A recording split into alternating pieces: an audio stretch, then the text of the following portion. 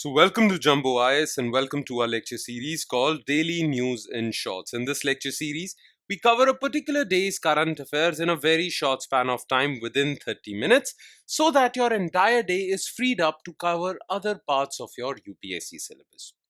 Now, just spending these 30 minutes for watching these current affairs would be job half done because just after watching these current affairs, you need to revise them as well, since revision helps in consolidating these current affairs in your memory.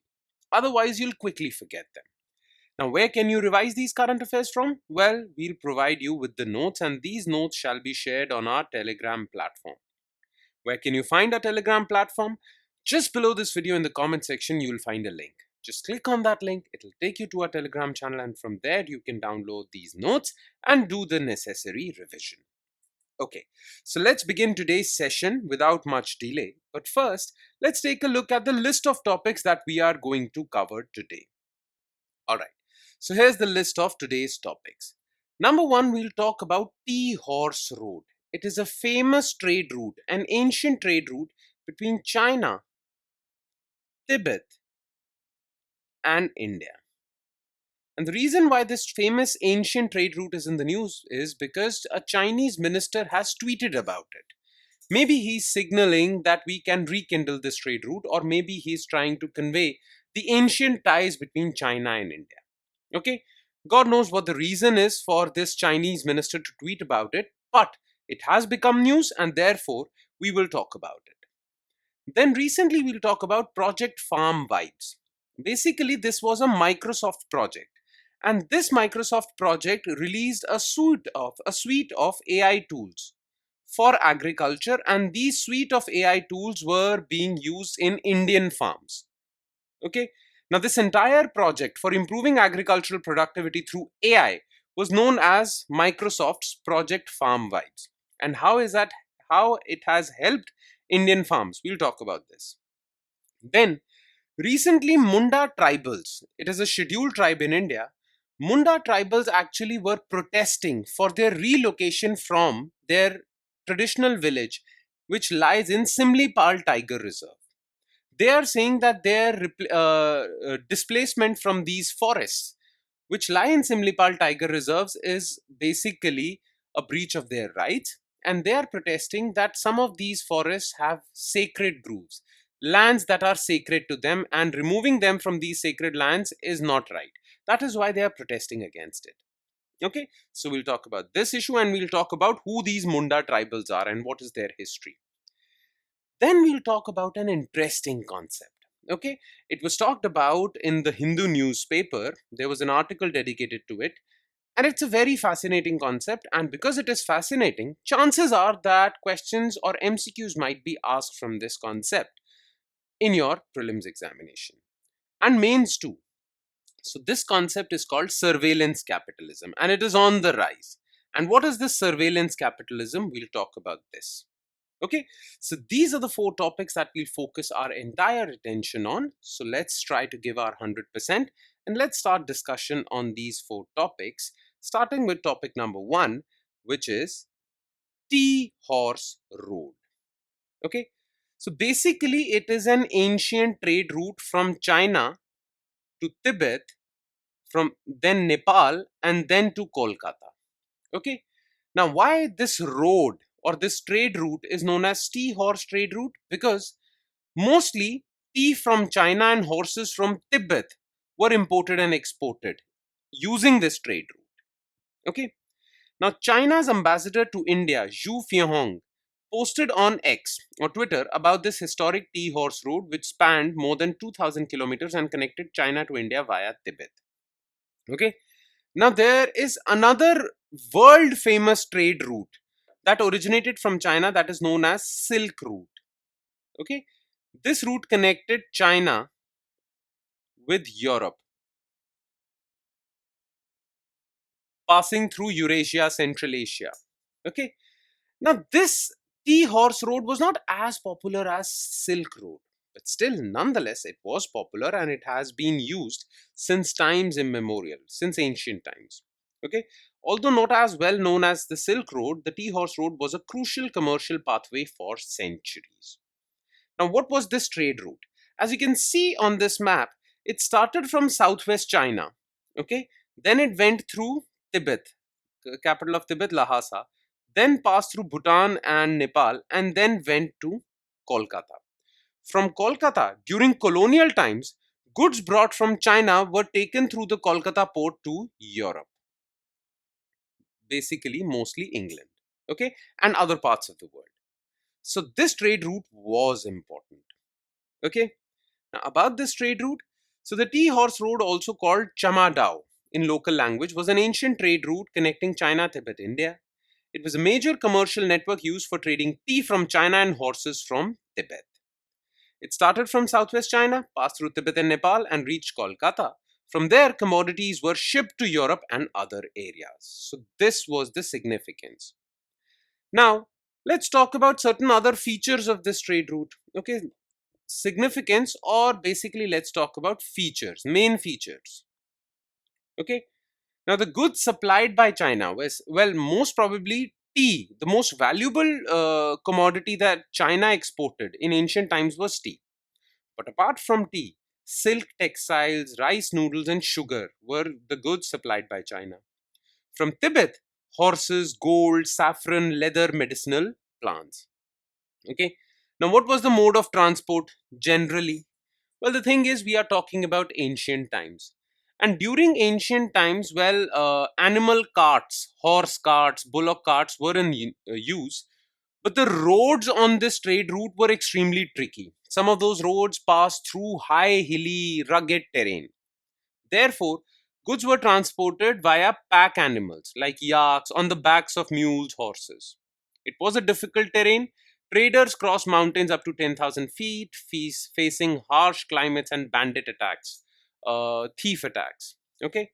Now, this trade route was also responsible for spread of Buddhism from India to China. Okay, helped spread Buddhism, medicinal herbs, and textile across the Himalayan region. Now, some destinations on this route are being promoted as UNESCO World Heritage Sites. Okay, and they are major tourism sites as well. So, this is the significance of this tea horse trade route, and you can use this example of tea horse trade route or tea horse road in showcasing the ancient ties between India and China. So you can use this example to showcase India's ties with China since ancient times. Okay, there were trade relations between the two countries and those trade relations were very old. Okay, so this is tea horse road. Now let's talk about Project Farm vibes. You see, as far as your UPSC syllabus is concerned, and in GS3, which deals with economics, there is a line mentioned in your syllabus, and that is role of technology in agriculture or in farm sector. Now, this news is important from this perspective. Okay. So, Microsoft chairman and CEO Satya Nadella set social media abuzz when he shared a post on X about the transformative role of AI in agriculture. Okay, basically, Microsoft basically launched a suite of AI tools for farming operations in Baramati, Maharashtra. Now, this really transformed agricultural productivity in Baramati, Maharashtra, and that is what Satya Nadella tweeted about. Okay, he showcased how Microsoft AI tools transformed Baramati agricultural practices. Okay, now this tweet was retweeted by Elon Musk, who declared that AI will improve everything. So, how is this new technology, AI, is being used in agriculture? And this is a good learning example. The Baramati experiment can be utilized everywhere else in India as well. Okay. So about this project Farm Vibes. So a suite of AI driven agricultural technologies developed by Microsoft Research to enhance farming efficiency, sustainability and productivity. So basically they will use these AI tools will use satellite data, Internet of Things sensors, many sensors like moisture sensors, water sensors, and many other sensors, drones, and AI algorithms. Okay, these sensors will detect certain data, and that data would be interpreted by AI and then advisories will be issued to farmers in their own language. So this AI algorithm will convert these advisories into the vernacular language or the local language of the farmers. So farmers would get actionable intelligence, actionable inputs. Okay. For example, these sensors or satellite data will say that this particular area of soil is rich in nitrogen, so no need to apply urea over here. This particular area is rich in groundwater, so no need to provide irrigation for this. Okay. So this basically leads to precision agriculture, where you have precise data and you are using precise inputs because now you have data. So precision agriculture helps in usage of precision inputs like seeds, fertilizers, water, and this saves a lot of cost. Okay. Now, this project Farm Vibes was being implemented by Microsoft along with Agricultural Development Trust of Baramati in collaboration with Microsoft. And with the success of this pilot project, Agricultural Development Trust of Baramati have announced that they are going to expand this project from 1,000 farms to 50,000 farmers. 1,000 farmers to 50,000 farmers. Okay. Now, what has been the impact of this project Farm Vibes? Why did Satya Nadella tweet about it? And why did Elon Musk retweet it? Surely this project Farm Vibes has achieved some results, has achieved success. That is why they tweeted about it, right? So what is the success? What has been the impact? 40% increase in crop yield, 25% reduction in fertilizer cost, 50% reduction in water, shorter crop cycle because of precise agriculture, precise input management. Well, crop cycles have also shortened, crops mature quickly. 12% reduction in post harvest losses. Okay, so all of this enhanced agrarian productivity, and this has benefited the farmers. That is why Elon Musk has said that AI will improve everything. Okay, now these solutions, these AI applications, algorithms have worked well in Baramati. Now, learning from the example of Baramati, other parts of our country can also apply this and improve agrarian productivity and lives of the farmers.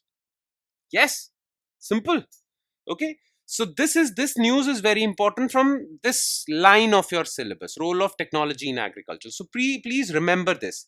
It will come in really handy both for your prelims as well as mains. All right. Now let's move on to third news item, which is Munda tribals of Simlipal Tiger Reserve. So members of Munda tribe who were relocated from Jamunagad village in core of Simlipal Tiger Reserve, okay, protested against being denied access to their sacred groves. Now look, we have talked about Simlipal Tiger Reserve in the past, like 4 or 5 lectures ago, current affairs lectures ago, we talked about Simlipal Tiger Reserve. So we won't discuss much about Simlipal Tiger Reserve over here. The fact that Simlipal, just remember this, that Simlipal Tiger Reserve lies in Mayurbhanj district of Odisha. Okay. The thing is that every tiger reserve in India has a core area where most human activities are prohibited by law. This is done to protect the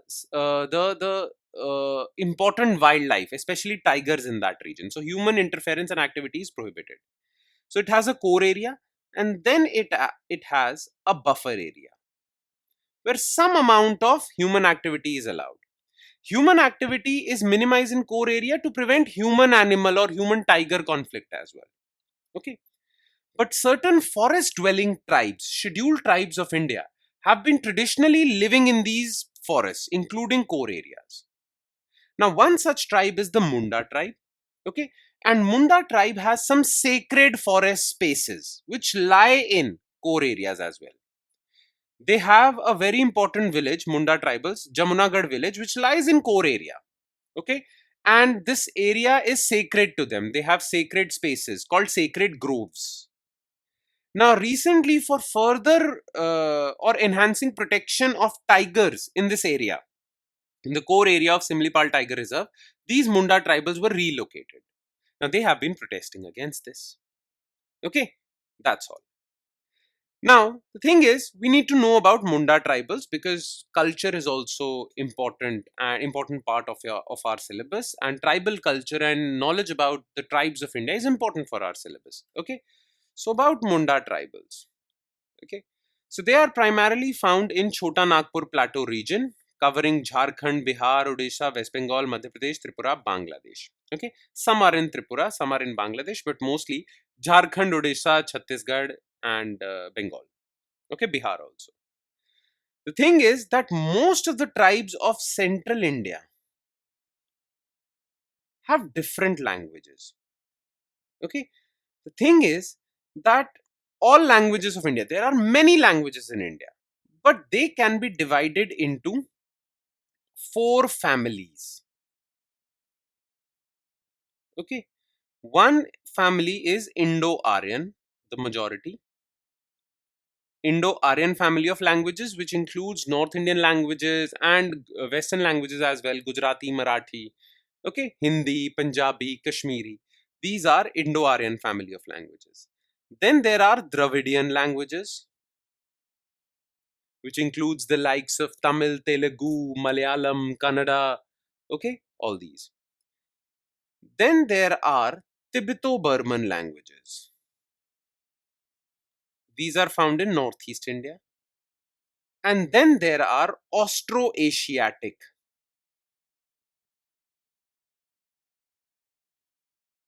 These are found in the tribal regions of central India, Chota Nagpur Plateau and these areas. Okay.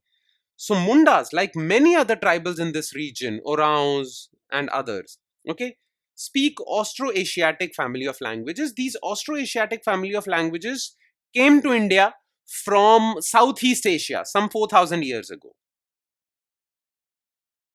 Okay, so remember this part.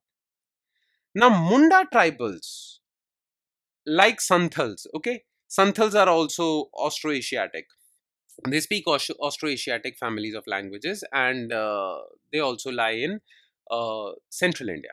Nonetheless, there were many tribes in India that have showcased resistance towards colonial rule. Santhals were one of them, Santhal Hool, and Mundas were also one of them. They led a very massive resistance against the colonial empire during the 1890s. And it was led by Birsa Munda. Well, Birsa Munda is also hero for all these Mundas. In fact, we should call him a hero for India as well. In fact, Munda tribals call him Bhagwan Birsa Munda. All right. He led this revolt, but eventually, because of certain things, he was captured and then he died. But well, Munda rebellion against the British, also known as Munda Ulgula, was launched in 1890s. Birsa Munda was its leader. So that is why, from the perspective of modern history as well, Mundas are important. Okay. Now, some of the features of this Munda tribal culture, you need to know about this also, because tribal culture is also part of Indian culture, right?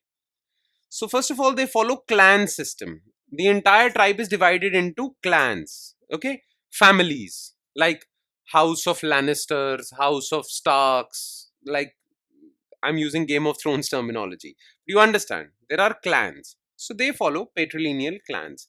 In their language, it is called Kili. Then their general occupation is hunter gatherers, farmers, weavers, basket making. Their religion and culture involves forest worshipping, sacred groves, and nature worshipping rituals. They have their own folk dance and music, okay, known for Sarhul festival, Karam festival, and indigenous songs and dance.